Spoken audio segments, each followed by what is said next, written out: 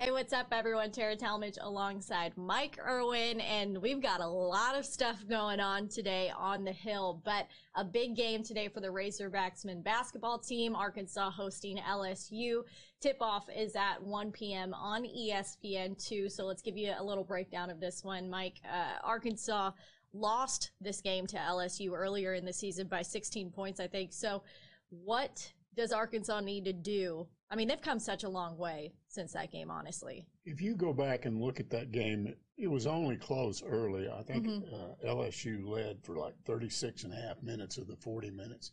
And at one time, they had a huge lead, 31 points. It ended up being 16, but Arkansas came back a little bit at the end. Yeah. The real difference in that game was two things. Rebounding, which Arkansas has become a much better rebounding team since then. They now lead the SEC in rebounds per game, which is a huge difference from earlier in the year. That's part of why they've been on this winning streak. The other thing was Arkansas shot like 34% in that game, and LSU shot 52%. Most of that was Arkansas jacking up threes. They shot 31 threes in that game and made 8 of them. Yeah. And that was back at a time, if you go back and remember, when Arkansas's fallback, whenever they got behind, they just start jacking up threes, and it usually didn't work for them. It usually got them into trouble. They become a much more half-court type team with a good half-court offense with lots of assists, lots of layups, dunks, things like that they weren't doing earlier. So this is a totally different Arkansas team that will not rely, hopefully, nearly as much on outside shooting as they did in that first game. Will rebound better. That's what they've been doing. And if they do, then I think they've got a shot in this game. The real difference and the real reason why Arkansas suddenly is a game ahead of LSU for second place, and it was reversed just a few days ago. So the reason that has happened, it boils down to the fact that Arkansas split with Alabama, and LSU got blown out by them twice. If LSU had won one of those games, then we would have a tie for second place. So, but on the other hand, I had a guy try to tell me yesterday, well, LSU's down right now. No, they're not. They won 3 in a row. Then they got beat by Georgia. So that's they're coming in off of a loss. But that game was on Tuesday. Arkansas played on Wednesday, so they got an extra day's rest for this. So it should be an interesting game. If you really look at these teams and the way they match up, LSU dominates in every offensive category. Yeah. Until recently, Arkansas was first in scoring. Now it's LSU, and Arkansas is second. LSU's got the best shooting percentage in the league right now. Arkansas is 6th.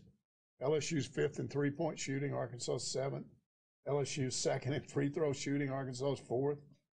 Arkansas is 1st in rebounding, and LSU is 7th. That's a little bit surprising, as big as LSU is. Arkansas is 4th in block shots, LSU's 11th. But LSU's 1st in steals, and LSU's 6th. So that's how these two teams match up. Now, when you start looking at LSU, they've got the leading scorer in the league, Cameron Thomas, 23 points a game. That's big. Yeah. That's a lot of points. They got to figure out a way to slow him down. But they have 4 players in double figures, whereas Arkansas also has 4 players in double figures. But the difference is that LSU's 4 players in double figures are scoring 67 points a game, and Arkansas 52. Arkansas relies more on their bench. So, again, it's a matter of slowing down those 4 guys, limiting LSU in scoring, not letting them get into the 80s or 90s.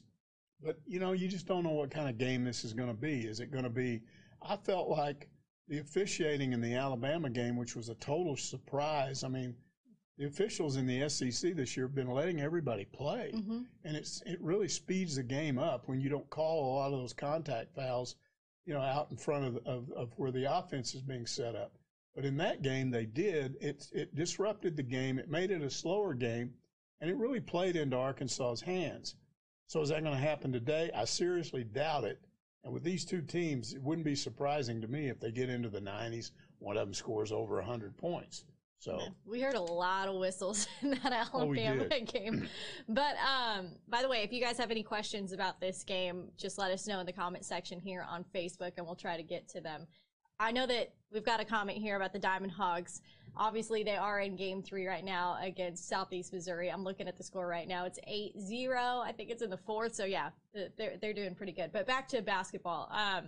The LSU defense is allowing about 78 points per game. And like you mentioned, they killed Arkansas on the boards last time. So that's something that's got to change. And, you know, Justin Smith, one of the seniors for the Razorbacks, earlier in the week mentioned that they want to prove that that game and the Alabama game were just a fluke, and they are so much better than that now. Well, they're halfway to proving that. Yeah. They proved it in the Alabama game. Now they've got to turn around and do it again. And, you know, Bud Walton was an advantage. It helped Arkansas, even with the limited crowd. You got to believe it'll help again today. Mm-hmm. These guys are on a mission. They're on a roll, and I don't know how long it will last, but it's just such a different basketball team than it was back in early January. Again, they're shooting better. They're running a half-court offense now instead of just sitting around on the perimeter and trying to jack up threes. They're getting lots of backdoor layups. Mm-hmm. Their big men are scoring more points. And one of the things that I'll be looking for in this game is Jalen Williams. I mean, when this game was played the first time, he was still kind of a freshman trying to feel his way through. He has really developed in the last 2 or 3 weeks. They depend on him more. He does it all, really, right now. He's playing defense. He's blocking shots, taking charges.